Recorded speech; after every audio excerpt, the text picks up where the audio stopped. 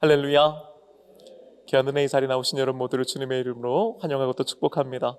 오늘 좀 의자 배치가 조금은 달라졌죠? 다른 게 아니라 가운데 이제 한 줄이 뻥 비었는데, 저희가 지금 그 옥상에 있는 그 큰 물탱크가 문제가 좀 있어서 이제 그걸 수리하다 보니까 6층이 지금 이제 이용을 못하게 돼 있습니다. 아마 이번 주까지 아마 그럴 것 같습니다. 그래서 아무래도 이제 4층이 좀 붐비게 되는데요. 이제 오고 가는 분들이 이제 조금 더 편리하실 수 있도록 가운데 통로를 하나 냈습니다. 여기 계시는 우리 장로님 또 권사님, 집사님들, 성도님께 부탁드리는데요. 돌아오는 주일 예배 때 앞자리로 와서 좀 앉아 주십시오.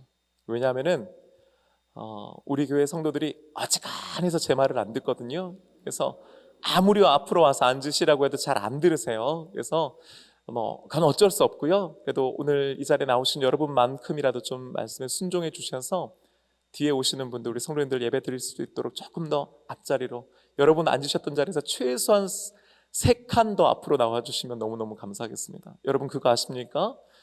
비행기 1등석은 맨 앞에 있습니다. 어떤 비행기도 제가 타본 비행기 치고 1등석 비즈니스가 뒷자리에 있는 경우가 없어요. 여러분 은혜의 1등석에 앉게 되시기를 축복합니다. 아멘 하시면서도 안 하실 거 다 알아요 제가. 근데 정말 이번 주 제가 꼭 부탁드리겠습니다. 여러분 좀 노력해 주시면 감사하겠습니다. 지난 화요일 우리 교회 남기현 목사님의 목사 임직식이 있었습니다. 저는 안수위원으로 참여해서요, 우리 남기현 목사님께 안수하고 또 처음으로 목사 가운 있죠? 그 성의를 입혀드리는 영광을 제가 누리게 됐습니다. 얼마나 참 그 감사하고 영광스러웠는지 모릅니다. 누구보다도 목사임직을 받은 우리 남기현 목사님께서도 그러셨겠지만은 저에게도 정말 큰 은혜가 되는 시간이었습니다. 모든 예식이 다 끝나고 나서 남기현 목사님께서 이제 제 방에 오셔가지고 둘이 잠시 대화를 나눴습니다. 그리고 이제 마지막에 끝으로 이제 제가 한 번 더 기도를 해드렸어요. 남 목사님하고 저하고 둘이 앉아서 기도를 하는데 둘이 같이 운 거예요. 기도를 하다가. 근데 모르겠어요. 남 목사님은 왜 울었는지 모르겠어요. 저는 제가 이제 왜 우는지 알죠. 일단 너무 고맙고 대견하고 참 자랑스럽더라고요. 이제 한 명의 목사가 이렇게 세워진다라고 하는 것, 그리고 그 자리에 있다라고 하는 것, 그리고 그 분이 바로 또 우리 교회 부목사님이어서 담임 목사로서 제가 안수하고 세워드릴 수 있다라고 하는 게 참 정말 너무너무 좋았습니다. 감사했습니다. 여러분 제가 동선께 와서 처음 하는 것들이 참 많거든요. 그 중에 하나도 아마 목사 임지식 때 저와 함께 동역하는 우리 부교육자에게 목사 안수를 주는 것이 아닌가 싶습니다. 그런데 동시에 또 어떤 생각도 들었냐면요, 앞으로 이 길을 가는 것이 얼마나 힘들고 어려울까,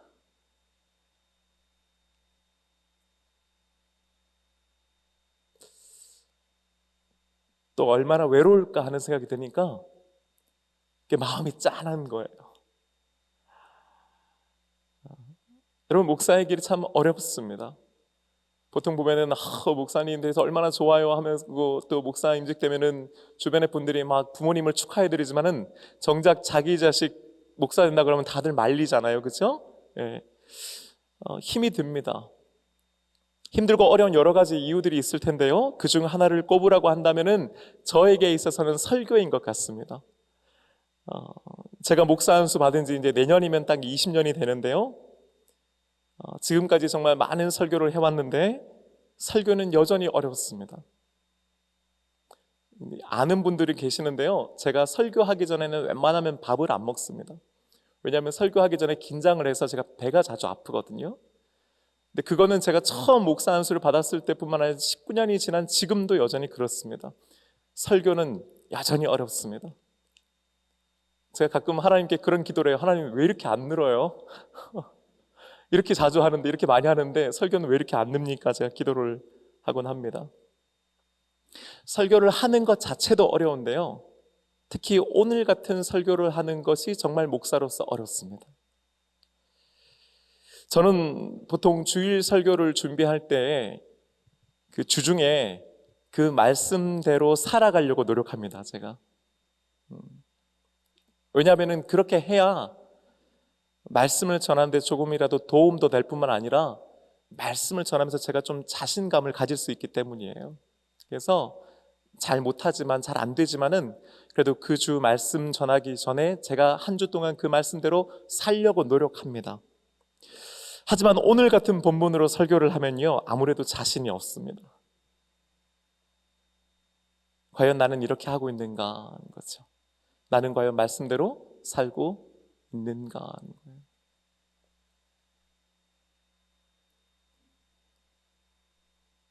다행히도 이번 주에는 제가 부모님께 전화를 드렸더라고요. 매번 말씀 앞에 선다는 게 참 두렵죠. 목사가 그 말씀대로 알고 살기 때문에 여러분들께 말씀 전한 건 아니지 않습니까? 매번 부끄럽고 또 두렵지만은 오늘 같은 날은 더욱 그런 것 같습니다. 하지만 목사로서 또 하나님의 말씀을 맡은 자로서 이 말씀을 오늘 담대하게 전하기를 원합니다.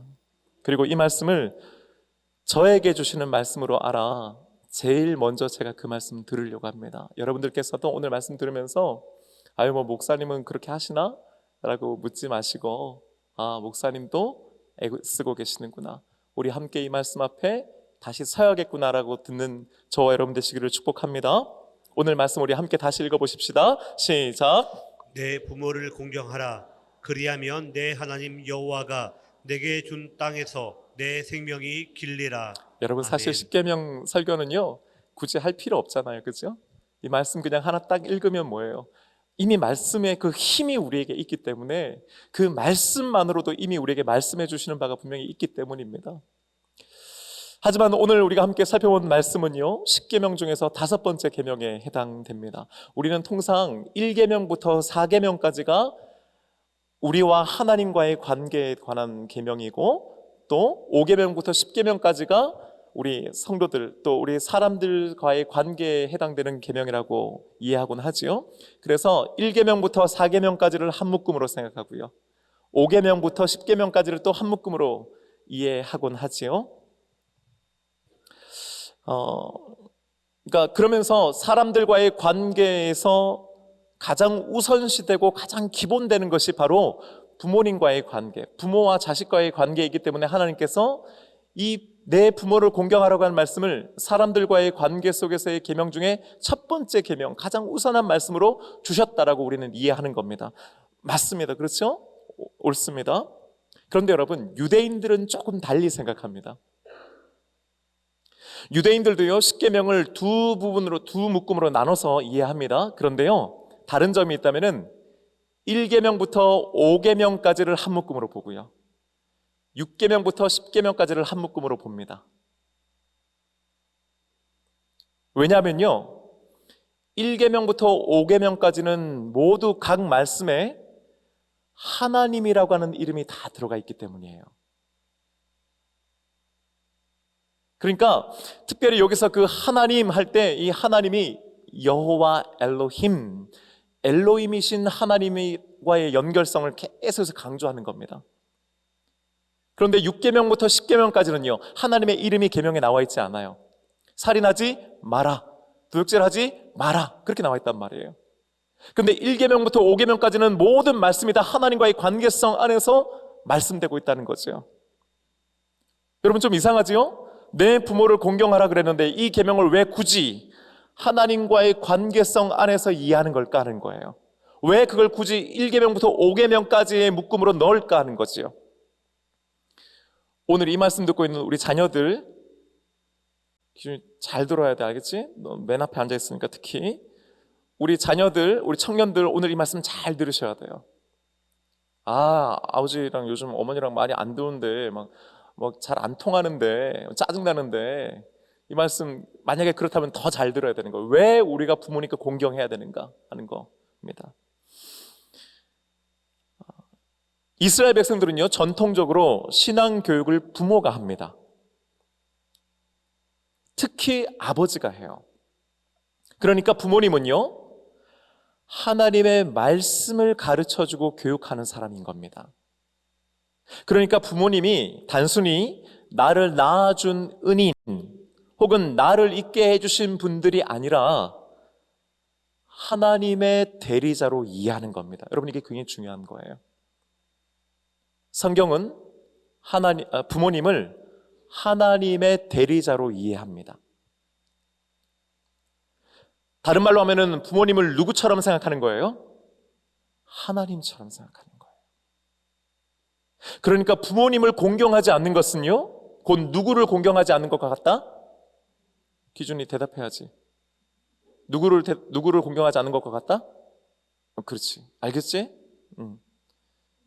그럼 이제 이렇게 생각하고 기준이 이렇게 생각하겠죠? 목사님, 그건 좀 말씀이지만 너무 과한 거 아닙니까? 하시는 분이 분명히 계실 거예요. 우리 기준을 포함해서. 그런데요, 이게 제 얘기가 아니에요. 목사님 얘기가 아니야, 이 얘기가.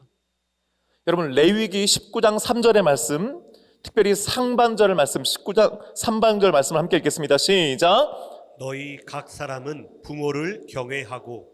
너희 각 사람은 뭐라고요? 부모를 경외하라고. 근데 이 경외하고라고 하는 말이요, 야레라고 하는 단어예요. 그런데 이 야레를 사전을 통해 히브리어 사전을 찾아보면은 두려워하다, 경외하다, 놀라다, 공경하다는 뜻이에요. 자, 그런데 더 중요한 것은 뭐냐면은 이 야레라고 하는 단어가 성경에서 어디에만 쓰이느냐, 누구에게만 쓰이느냐? 하나님께만 쓰여요. 그러니까 하나님을 경외하라 할 때가 이 야레예요, 야레. 그런데 성경에서 유일하게 하나님 외에 예외를 두어서 이 야레라고 하는 단어를 사용하는 대상이 있는데 그게 누굴까요? 그게 바로 부모님입니다. 야레, 경외하라 할 때 성경은 하나님을 경외하라고 하는 말과 동시에 부모님을 경외하라고만 기록하고 있다는 거예요.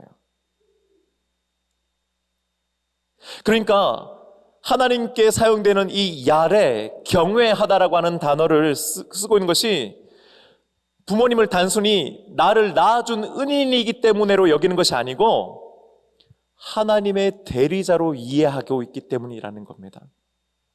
간혹 세상 사람들이 모든 종교가 다 똑같은 것 아닌가라고 말합니다. 아니, 모든 종교가 다 착하게 살라고 하고 다 좋은 사람 되라고 하는데 왜 굳이 기독교는 그렇게 유별나고 왜 그렇게 다른 척하냐는 거죠. 여러분, 바로 이런 점들 때문입니다. 여러분, 세상에 나가세요. 지나가는 사람 아무나 붙잡고 한번 물어보십시오. 말해보십시오. 부모님을 공경하는 거 맞습니까? 그래야 합니까? 여러분, 뭐라고 대답하겠어요? 지나가는 사람 모두를 붙잡고 물어봤을 때 이렇게 말하면요, 다 모두 다 맞습니다, 그래야지요 라고 대답합니다. 그리고 그 이유가 뭐냐고 물어보면요, 한결같이 뭐라고 대답하겠어요? 나를 낳아주신 분이시니까요, 나를 길러주신 분이시니까요, 오늘의 나를 있게 해주신 분이니까요 라고 아마 대답할 겁니다. 맞습니다. 그런데요, 어떤 관점, 어떤 측면에서 보는 겁니까? 생물학적인 관점에서 보는 겁니다. 나를 있게 해주었기 때문에, 나의 부모이기 때문에, 나에게 생명을 주신 이들이기 때문이라는 거죠. 또요, 사회적인 관점에서도 보겠죠. 키워줬으니까, 양육해줬으니까, 뭐 이런 거 아니겠습니까?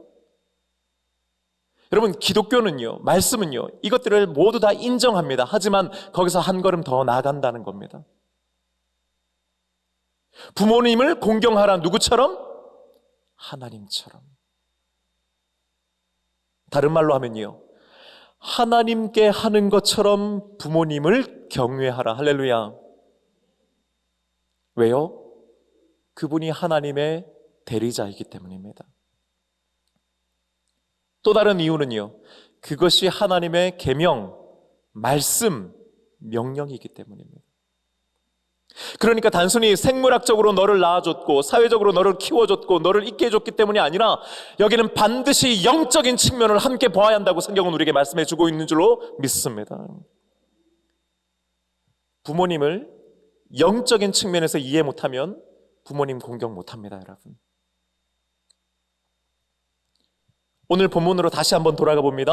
12절 말씀입니다. 함께 읽겠습니다. 시작. 내 부모를 공경하라. 그리하면 내 하나님 여호와가 내게 준 땅에서 내 생명이 길리라. 아멘. 오늘 본문에서는 공경하라고 했어요. 공경하라. 근데 이 공경하라고 한 말이 카베드라고 하는 단어예요. 카베드. 그런데 여러분, 이 카베드라고 하는 뜻이요, 뭐냐면은 무겁다라는 뜻이에요. 무겁다. 그러니까 오늘 이 5계명을요 히브리어 원문 그대로 직역하면 뭐냐면은 내 부모를 무겁게 여겨라 라는 뜻이에요. 놀라운 점은요, 이 카베드라고 하는 단어도 명령형으로 딱 쓰일 때 공경하라 라고 썼을 때 구약 성경에 딱 4번 기록되어 있습니다. 이 단어가 4번만 나오는 단어예요. 그런데 2번이 모두 다 부모님을 향해서 네 부모를 공경하라 라고 할 때 나와 있습니다. 출애굽기 20장 12절 말씀과 신명기 5장 16절 말씀에 모두 다 네 부모를 공경하라 할 때 바로 이 카베드가 쓰였어요. 자, 그런데 나머지 2번은요, 맞습니다. 하나님께만 나머지 2번이 적용되고 있습니다. 그러니 이것을 종합해 보면요, 말씀 속에서 공경의 대상은 역시 누구와 누구밖에 없다. 하나님과 부모님밖에 없단 말이에요. 선생님이 아니에요. 여러분, 목사님이 아니에요. 하나님을 공경하고 그거와 마찬가지로 내 부모를 공경하라는 겁니다. 히브리어 사전을 찾아보면요, 이 카베드의 동의어 같은 말이 방금 전에 제가 말씀드렸던 경외하다 했던 야레예요. 놀랍게도 2 단어는요 의미도 비슷하지만은 그 단어들이 사용되어 있는 대상 역시 하나님과 부모님에 아주 국한되어 제한되어 있다고 하는 점에서 좀 더 특별한 의미를 가진다 할 수 있겠죠. 그러니 여러분, 오늘 본문 말씀 이 4계명 내 부모를 공경하라를 단순히 그냥 부모님께 잘해라, 부모님 말씀은 그냥 순종해라 정도로 이해하면 여러분, 이 말씀의 본질적인 의미를 우리가 이해하지 못하는 거예요. 저도 오늘 이 말씀 준비하면서 정말 제 스스로가 더 크게 깨닫고요, 또 동시에 굉장히 많이 뉘우쳤습니다.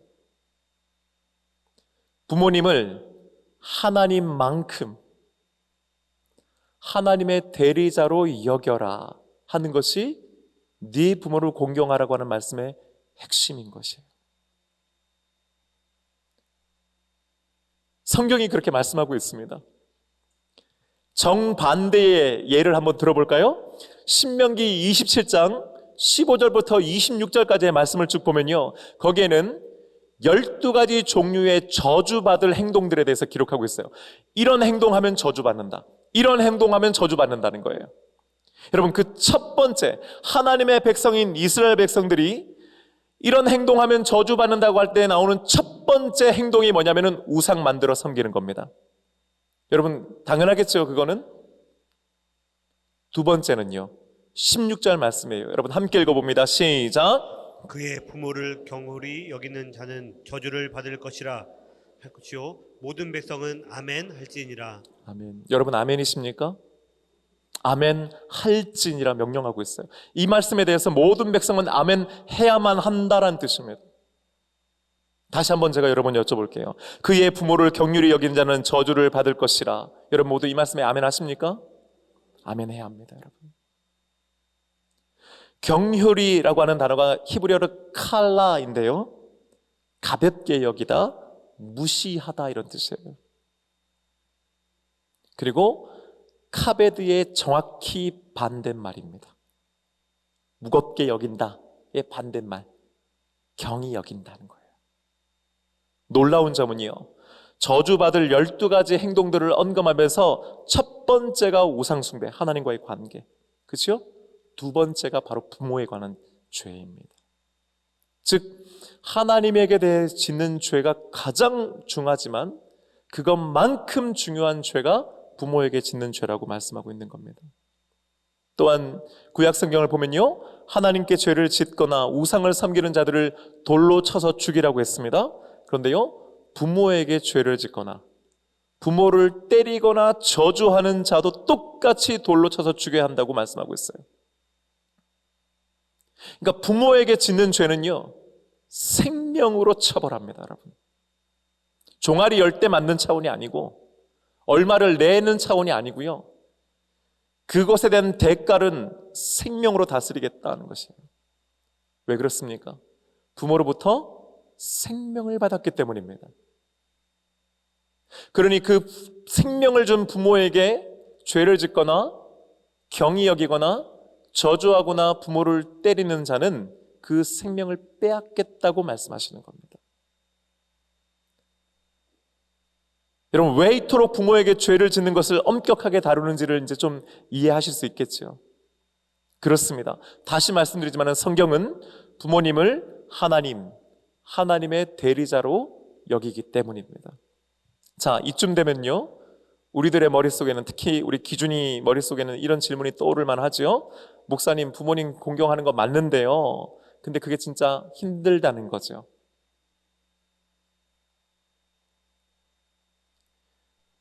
우리 성도님들하고 말씀 나누다 보면요, 부모님 때문에 정말 힘들어 하시는 분들이 계세요. 근데 대체로 그런 분들이 부모님을 공경하기 위해서 애쓰는 분들입니다. 여러분, 부모님 때문에 힘들어하는 분들은요, 부모님한테 잘하는 분들입니다. 부모님한테 잘 못하는 분들은요, 부모님 때문에 힘들어하지 않습니다. 얼마나 힘드시면 목사에게 그렇게 말씀하시겠습니까? 목사님이 저희 부모님 몰라서 그래요. 목사님 안 겪어봐서 그래요. 웃으시는 분은 저한테 말씀하신 분들인가요? 왜 웃으시죠? 여러분, 그 말씀의 의미가 뭔지를 너무너무 잘 압니다. 오죽하면 부모님 때문에 그렇게 힘이 들겠습니까? 오죽하면 부모님에게 그렇게 원망하는 마음이 생기겠습니까? 부모님 때문에 정말 눈물이 나겠습니까? 그 마음을 모르는 건 아니에요. 여러분, 기타노 다케시라고 하는, 별로 저는 좋아하지는 않습니다만은 일본의 감독 겸 배우가 있어요. 그분이 자신의 영화 하나비를 홍보하면서 이제 인터뷰를 했는데, 그 인터뷰를 하는 도중에 가족을 이렇게 정리 내렸어요. 여러분 한번 들어보세요. 가족이란 남들이 안 보면 내다버리고 싶은 존재일 뿐이다. 너 왜 빵 터졌어? 너무 공감돼? 그러니까 우리 옛날 어른들이 뭐라 그래요? 가족이 아니고 뭐라고요? 원수가 아니에요, 왼수. 예. 가족이 아니고 이거는 왼수인 거죠, 그죠? 같은 의미잖아요. 이 가족이라고 하는 단어 안에요, 부모를 넣어보면 똑같아요, 여러분. 부모란 남들이 안 본다면 내다버리고 싶은 존재일 뿐이다. 굉장히 도발적인 말이지만은 한편으로는 참 많은 사람들에게 공감을 주는 말일 수 있다고 저는 생각합니다. 정말 좋은 부모 밑에서요, 부족함 없이 정말 사랑받으면서 자란 분들도 있고, 정말 그래서 늘 따뜻한 가족, 서로에게 힘이 되어주는 가족들이 있는 반면에요, 낳아주긴 했는데 정말 부모로부터 아무런 도움도 사랑도 받지 못한 채 정말 힘들고 어려운 가정에서 자란 분들도 의외로 많습니다, 여러분. 솔직히 저는 정말 부모님으로부터 많은 사랑과 지원과 지지를 받으면서 자랐습니다. 그래서 저는 모든 부모가 다 그런 줄 알았습니다. 그런데요, 그렇지 않은 부모가 의외로 많다는 것을 제가 오히려 목회를 하면서 알게 됩니다. 정말 우리 성도님들 중에서요, 정말 기도하면서 어떻게든 부모를 사랑하려고, 부모에게 공경하려고 애쓰는 분들이 많습니다.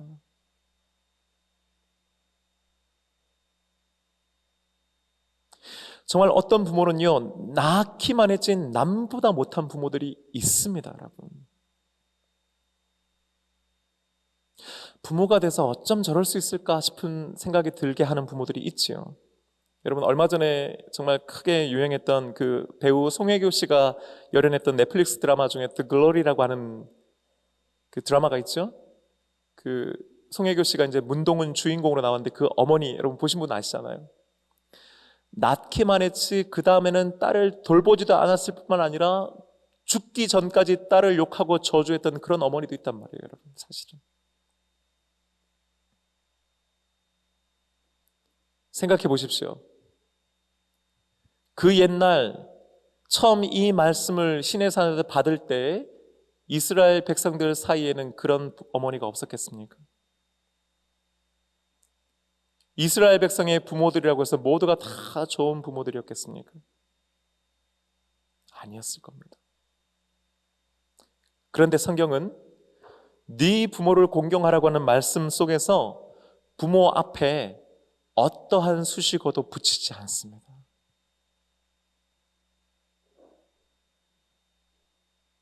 한마디로요, 어떤 부모이냐가 상관없다는 말입니다. 참, 그래서 어쩌면 이 말씀이 우리에게 어렵지요. 배움의 여부, 재력의 여부, 품위의 여부, 사회적 명성의 여부와 상관없이, 거기는 한 가지 더요. 나에게 따뜻한 사랑을 주었느냐의 여부와도 상관없이 내 부모라고만 아주 간단하게 적고 있다는 말씀입니다.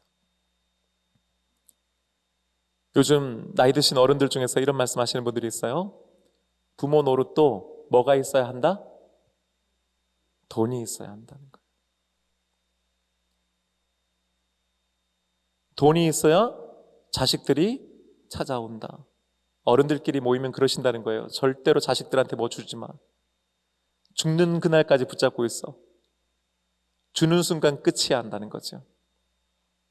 여러분, 얼마나 서글프면서도 무서운 말들입니까? 오죽하면 그런 말들이 있겠습니까? 성경은요, 우리에게 돈이 있는 부모, 많이 배운 부모, 사리 분별을 잘 하는 부모, 건강한 부모, 교양 있고 품위 있는 부모, 그리고 나를 많이 사랑해 준 부모를 공경하라고 말씀하지는 않습니다. 힘들지만, 어렵지만, 자식들에게 뭐 하나 넉넉하게 남겨주지 않았지만, 때로는 이해가 안 되고, 부모님 말하는 게 꼰대처럼 들리고, 나와는 생각이 너무너무 다르지만, 네 부모를 공경하라고만 말씀합니다. 대신에 주님께서는 우리에게 이런 약속의 말씀들을 덧붙여 주셨습니다. 12절 하반절의 말씀 함께 읽겠습니다. 그리하면 내 하나님 여호와가 내게 준 땅에서 내 생명이 길리라. 아멘. 우린 여기서 두 가지를 생각해 볼 수 있습니다. 첫 번째는 우리 하나님 여호와께서 우리에게 땅을 기업으로 주신다는 사실입니다. 부모님을 공경하면 하나님께서 땅을 우리에게 기업으로 주십니다. 여러분, 마태복음 5장에 예수님께서 하신 산상수훈의 말씀이 기록되어 있죠. 복 있는 자들에 대한 말씀 아닙니까? 그죠? 그 중에서 땅을 기업으로 받는 자들이 있습니다. 누구입니까? 온유한 자들입니다. 온유한 자들. 온유한 자들은 하나님으로부터 땅을 기업으로 받습니다. 여러분, 이 말씀을 오늘 이 본문 말씀과 연결해 생각해 보십시다. 온유한 사람들, 특별히 나이 드신 부모님에게 온유한 말과 행동을 하는 사람들에게 하나님께서 땅을 기업으로 주신다는 말씀인 줄로 믿습니다. 부모님께 온유하게 대하는 사람은요, 남들에게도 온유하게 대합니다. 남들에게 온유하게 대하는 사람에게 하나님께서는 땅을 기업으로 주십니다. 달리 말하면요, 여기서 말하는 땅은 우리가 그토록 원하나 한 평도 없는 그런 땅 말고 우리의 삶의 터전을 의미하는 것입니다. 하나님의 통치의 영역을 의미하는 것입니다. 즉, 하나님의 다스림 가운데 우리가 살 수 있다는 의미인 줄로 믿습니다. 온유한 자는 하나님의 보호하심과 인도하심과 다스림 안에 머물게 됩니다. 두 번째는요, 그 땅에서 내 생명이 길 것이다 라고 하는 겁니다. 여기서 말하는 생명은요, life가 아니고요, 사실은 원문 그대로 하면 하루 날이에요. 날. 그러니까 your days 이런 뜻이에요. 너의 하루하루가 더 길어질 것이다. 그 말이 이제 우리가 장수한다라고 하는 걸로, 오래 산다라고 하는 것을 의미하는 거죠. 근데 여러분, 여기서 중요한 건 뭐냐면은 단순히 그냥 무병장수하게 된다는 말씀이 아니에요. 어디에서? 그 땅에서, 하나님께서 우리에게 기업으로 주신 그 땅에서 우리의 날들이 길어진다고 말씀하는 줄로 믿습니다. 그러니까 단순히 오래 살 거야 라고 하는 의미가 아니라, 하나님께서 주신 땅, 하나님께서 보호하시고 주시고 인도하시는 그 삶의 터전 안에서 네가 기쁨과 감사와 감격을 누리며 살게 된다는 약속의 말씀인 줄로 믿습니다.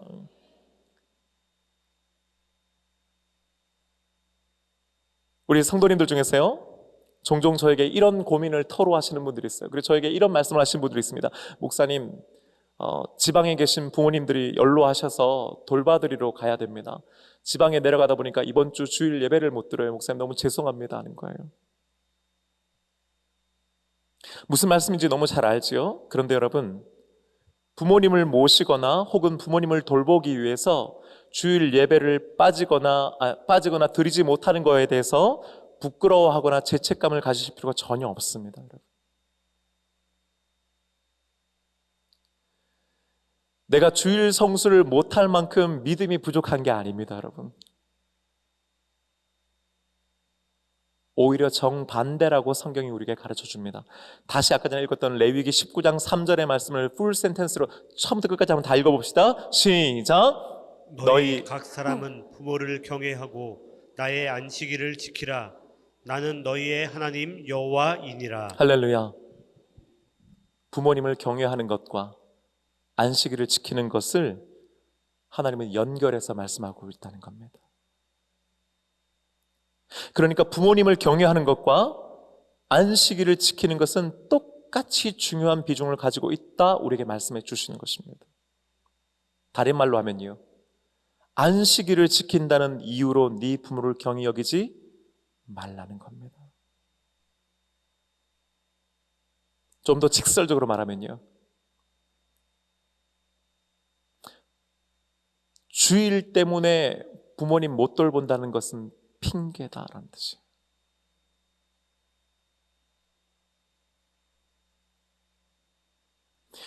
예수님께서도 마가복음 7장 11절부터 13절까지의 말씀을 보시면 여러분, 나중에 제가 고로반에 관한 설교도 한번 하게 될 텐데, 하나님께 예물을 드린다라고 하는 핑계로 네 부모를 복양하지 않는 것은 죄다라고 말씀하고 계신다는 거예요. 하나님께 드리지 말고 뭐 하라는 거예요? 네 부모를 복양하라는 거예요. 그것이 곧 하나님께 드리는 것이라고 예수님도 말씀하시고 계신다는 겁니다. 사랑하는 여러분, 하나님께 잘해야 합니다. 부모님께 잘해야 합니다. 제가 이거는 애드립인데, 제가 애드립 하는 걸 제가 참 싫어하는데, 여러분, 하나님께 예물 드리는 것도 중요한데요, 부모님께 용돈 드리는 것도 중요합니다. 만약에 내가 하나님께 예물을 꼬박꼬박 내가 11조를 하고 있는데 내가 부모님께 잘 못 드리고 있다, 그럼 여러분, 이건 좀 논란이 될 수 있는데 부모님께 용돈 드리십시오. 여러분, 그게 주님의 전에 바치는 것과 같은 것입니다. 11조 하기 위해서 부모님께 용돈 못 드린다라고 하는 것은 여러분, 하나님의 뜻이 아닙니다. 오히려 그 11조 할 돈을 부모님을 복양하고 도와드린 것을 드리는 것을 하나님께서 기뻐하신다고 저는 믿습니다. 다시 말씀드리지만 여러분, 우리들이 부모님께 효도해야 하는 것은요, 저 세상 사람들의 기준과 다릅니다.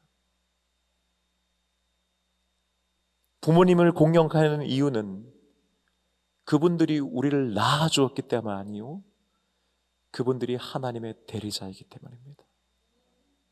다른 말로요, 하나님을 경외하고 공경하는 우리 믿음의 사람들은요, 이미 누구보다도 경외가 무엇이며 공경이 무엇인지를 하나님을 통해서 알고 있는 사람들이란 뜻이에요, 여러분. 우리는 이미 그것이 무엇인지를 알고 있고 경험하고 느낀 사람들입니다. 그렇기 때문에 누구보다도 부모님을 잘 공경할 수 있고 잘 경외할 수 있는 사람들이라고 하는 의미요, 이미 그렇게 하고 있고 앞으로도 할 수 있다는 말씀인 줄로 믿습니다. 오늘 이렇게만 설교 끝나면 부모님들의 어깨가 너무 올라가서 우리 자식들이 오늘 힘들겠죠? 여러분, 에베소서 6장 4절의 말씀 보면요, 아버지들에게 특별히 이렇게 말씀합니다. 내 자녀를 노엽게 하지 말라는 거예요. 여러분, 이상하지 않습니까? 노엽게라고 하는 것은 보통 우리가 윗 어른들이 하는 얘기잖아요. 어른이 노하시는 거잖아요. 자식이 노한다고 생각 안 하잖아요. 근데 성경은요, 유독 이 단어에 대해서 일부러 자식들이 노엽게 하지 말라고, 부모는 그렇게 해서는 안 된다고 말씀하고 있는 겁니다. 노엽게라고 하는 말은요, 화나게 혹은 흥분시키게 혹은 괴롭게 하지 말라는 거예요. 부모된 우리들이 공경을 받기 위해서는요, 여러분, 곤경받을 만한 부모가 되기 위해서는요, 자식들을 노엽게 해서는 안 됩니다. 자식들을 흥분시키거나 자극시키지 마십시다. 그 아이들을 괴롭게 해서는 안 되는 것이죠. 방금 전에 부모님을 하나님의 대리자로 여겨야 공경할 수 있다고 했던 것처럼, 자식이 내 자식이 아니라 하나님께서 내게 맡겨주셨고 위임해 주셨다라고 하는 사실을 우리가 분명하게 인식할 때에 우린 자식들을 나의 소유로 여기지 아니하고 하나님께서 주신 선물로 받게 되는 줄로 믿습니다.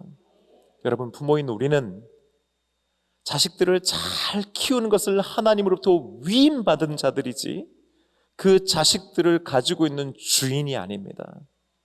그런 의미에서 만약 우리가 우리 자식들을 지금까지 어떻게 대했는지를 생각해 본다면, 오늘 이 말씀, 내 부모를 공경하라고 하는 말씀의 대꾸 말씀으로 우리 자녀들을 괴롭게 하지 않아야 한다는 것을 반드시 아는 저와 여러분 되시기를 주님의 이름으로 축복합니다. 기준아, 마음이 좀 놓이지? 잘했지? 사랑하는 여러분, 저를 포함해서 오늘 주신 이 말씀이 마음의 찔림과 동시에 그 부모님을 보고가 아니라 하나님을 봐서라도 공경해야 된다라고 하는 격려와 위로와 복음의 말씀 되기를 주님의 이름으로 축복합니다. 기도하십시다. 하나님, 오늘 이 말씀을 전하는 저에게도, 듣고 있는 우리 모든 성도들에게도 참 어려운 말씀입니다. 하지만 주님, 이것이 율법이 아니라 복음이 되게 하여 주시옵소서. 해야 되는 당위의 말씀이면서 동시에 할 수 있다는 격려의 말씀 되게 해주셔서 정말 우리 부모님을 나를 낳아줬고 길러줬기 때문이 아니라 그 은인으로서가 아니라 하나님의 대리자로 받아들이게 하시고, 내가 부모가 나에게 해준 거, 부모를 봐서가 아니라 하나님을 봐서 공경할 수 있는 마음과 믿음을 우리에게 허락하여 주시옵소서. 부모로부터 공경받을 수 있는 부모 되게 하여 주시고, 주님, 자녀들을 노엽게 하지 않는 지혜롭고 믿음 있는 부모들 되게 하여 주옵소서. 감사하며 예수님의 이름으로 기도하옵나이다. 아멘.